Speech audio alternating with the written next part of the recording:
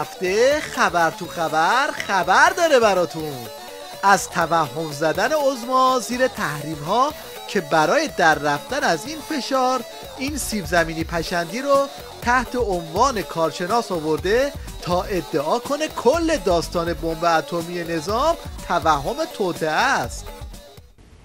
بدبینی به انرژی هسته‌ای ایران، بزرگترین تحریم تاریخ فعلا بر علیه کشور عزیز ما شکل گرفته و فقط همش بر مبنای یک توهم بود که شما ممکن است در آینده با سوء استفاده از انرژی هسته‌ای به سمت سلاح هسته‌ای بروید. آیا این توهم توطئه نیست؟ خودشه.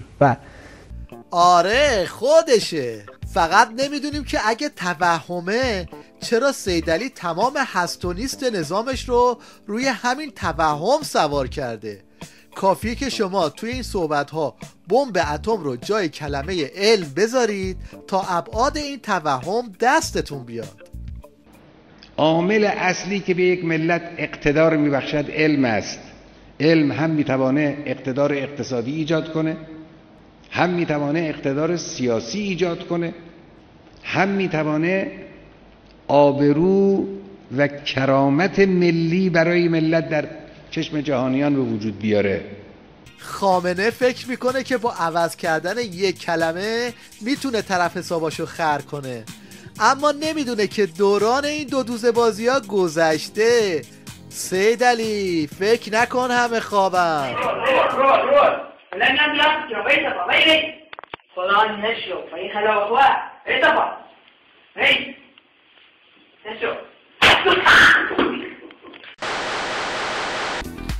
این هفته بالاخره مراسم مسخره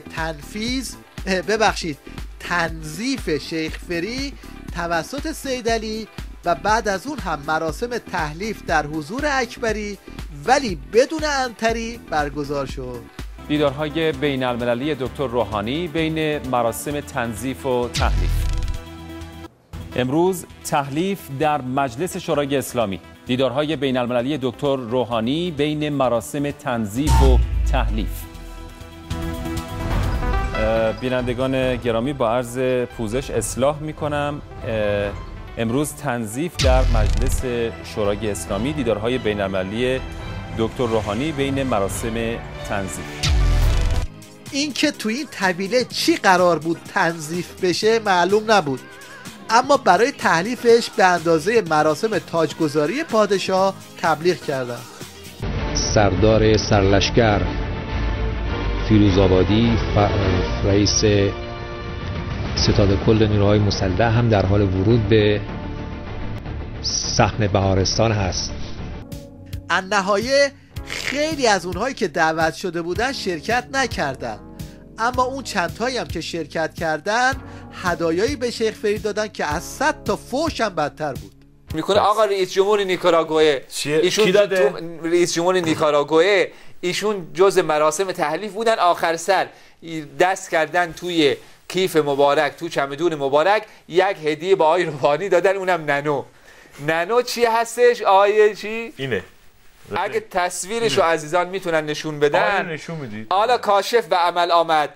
یه تخت خواب سیار هست که بین دو تا درخت نصب میشه، مثلا بیرون پیکنیکی میرید و طرف میتونه اینجا استراحت کنه و همچی تکون تکون، حاجی یه تکون، حاجی دو تکون، حاجی بتکون، اینجوری. آقای رئیس جمهوری نیکاراگوئه خیال کرده که رئیس جمهور عزیز ما فرصت استراحت داره، تازه آغاز گرفتاری و مشکلاتشه. میگید نه از آقای احمدی نژاد بپرسید. همزمان روحانی بعد از کلی چرکه انداختن مهره‌های کابینش رو تو صفحه شطرنج نظام طوری چید تا به هر کسی یه چیزی بماسه و دهنش رو ببنده، اما خبر نداره که سیدعلی با این چیزا راضی نمیشه و میزش رو چپ میکنه.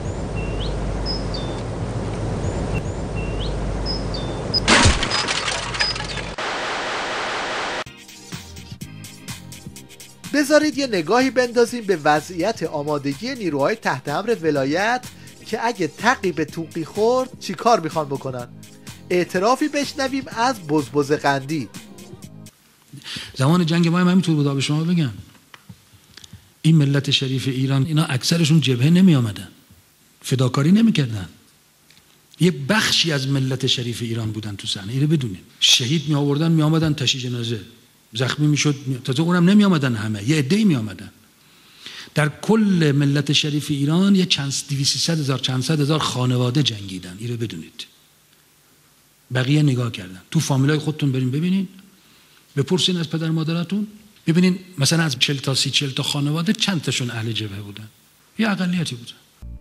حالا ببینیم این بسیجی‌های وارفته‌ای که جبهه رو ترک کردن الان دارن چیکار میکنن. امید قلب عاشقایی، همینی زمان مایی، آرزومه همیشه یاور تو باشم. یکی از کاربرای یوتیوب که ورود گله‌وار این جونورها رو به عرصه موسیقی دید، اینطوری با موسیقی خداحافظی کرد. No, I'm fine. I'm okay. I'm okay. I'm okay. I'm okay. I'm okay.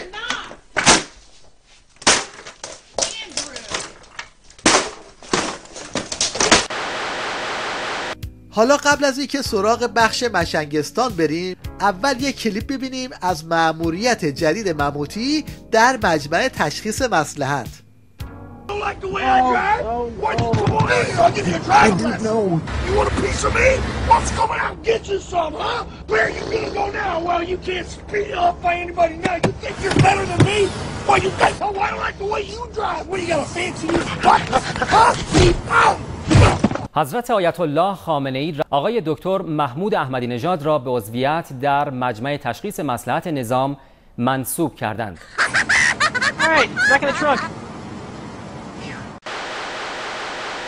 این کارشناس استراتژیک که همیشه بحث فتنه و جریان انحرافی رو میکرد، این بار رفته سراغ فتنه کودکان و دشمنی به نام سوپرمن. نتیجه تحلیلش هم اینه که تو این عرصه هم نظام خورده به خنس. ببینید یک کشوری انسان تراز برای خودش تعریف میکنه سوپرمن. در مراسم جشن تولد سوپرمن، این پوستری است که خودشون اخیراً منتشر کردن، تو این پوستر 200 سوپر هیروز ایالات متحده آمدن جشن تولد سوپرمن. این سوپر هیروزا کیان؟ در واقع ابر انسان ها. بتمن، اون خانومه بود واندر وومن، سوپر بوی ابر پسر، اسپایدرمن مرد عنکبوتی. 200 ابر انسان، ابر کودک، انسان تراز تعریف کردن که خب نگفته یک بار درست میکنیم برای همیشه میذاریم کنار. 113 فیلم سینمایی، سریال، انیمیشن، بازی کامپیوتری و غیره که حالا سریالاش 500-600 قسمت سریالاش. ما چه فکری پشت انیمیشن هامون داشتیم؟ من به عنوان کسی که رئیس مرکز بررسی دکترینال کشور هستم و صدها هزار قسمت سریال، انیمیشن، بازی کامپیوتری و غیره رو جوونا و کارشناسای مجموعه ما مورد آنالیز و ارزیابی قرار دادن و تقریبا عمده سریال های تلویزیون خودمون، انیمیشن های تلویزیون خودمون و غیره رو مورد آنالیز قرار میدیم. ما 3 تا شخصیت ساختیم. یه شخصیت اصلی ساختیم به نام در واقع هادی هدا، زمان دفاع مقدس، که اصلا تو خاطر کسی نمونده. یه شخصیت مؤدب ساختیم به نام زیزی گلو. یه شخصیت غیر مؤدب ساختیم به نام در واقع کلا قرمزی و پسرخاله. تو جمع بعضی مدیران تلویزیون چند وقت پیش گفتم آقا اونا جشن 75مین سال سوپرمنشون رو گرفتن. تعریف شما چیه؟ انسان ترازی که شخص رهبری مطالبه کرده، شما تو برنامه رسانه‌ایتون پخش میکنید که میفرماد چی شد تعریف انسان تراز؟ این انسان کامل، این انسان تراز رو شهید فهمیده است، شهید همت، آیت الله بهجت، یه انسان ترازی رو به این جامعه نشون بدید تو قالب انیمیشن، تو قالب در واقع مردم ما لمسش کنن، امروز نسل به نسل باش زندگی کنن. یکی از انسان‌های تراز که الان خیلی وقت ترازش آب شده، این دایناسور منقضی شده یا همون بهجته که ازش اسم برد.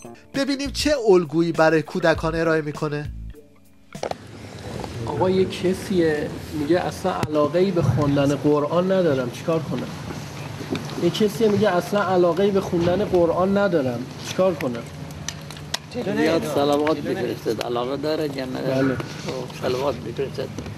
ببخشید، برای رفع تحیر و تشخیص تکلیف در امور مهمه باید چیکار کرد؟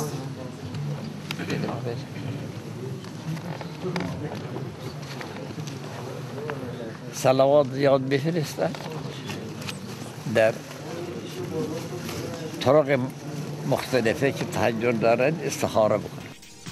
اگر هادی و هدا و زیزیگولو در برابر سوپرمن عددی نیستن، اما خدا وکیلی این حاج آقا لیلیپوت همه سوپر هیروها رو با هم خاک میکنه و رگ خواب کودکان رو تو دستش داره. ترسی تاکسیدو بگید. ترسی تاکسیدو نه. ترسی تاکسیدو. آره ترسی جون. خیلی ممنون. نه آره ترسی جون. نه آره ترسی جون. بهتر شد. واقعا عجیبه.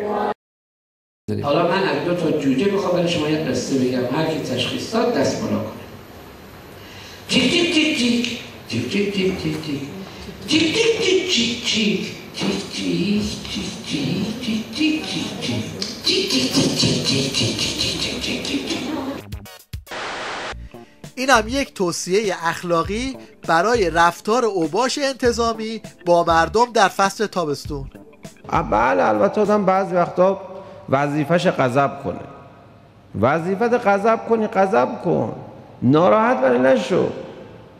وظیفت یک کسی رو تنبیه کنی. وظیفت اباحت تو مثلا مأمور افسر نیرو انتظامی هستی، یه جایی دارن اراذل اوباش شهر به پا میکنن، باید با غضب و هیبت وارد صحنه بشی، اراذل اوباش رو بتارونی. ماله عصبانیت رو نبر تو دلت، همون قیافه عصبانی رو بگیر، بگو آی برید کنار ببینم میزنمتون.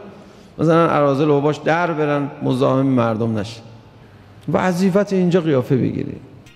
در واقع از افسرهای نیروی انتظامی میخواد که مطابق چنین الگوی رفتاری عمل کنند.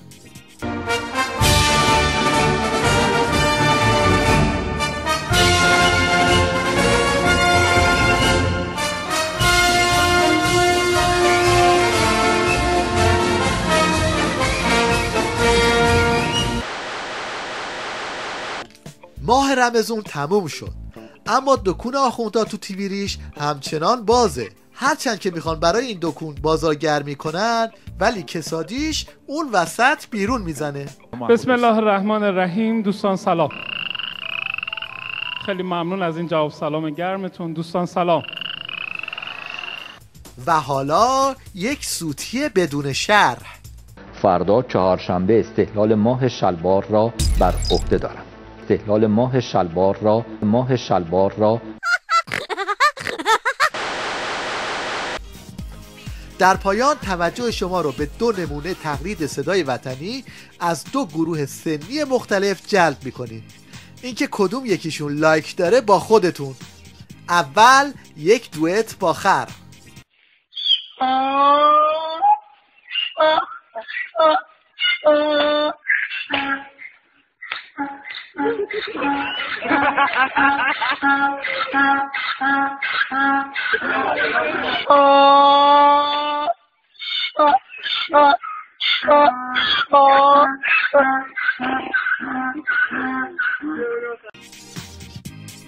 دوم کودک درون.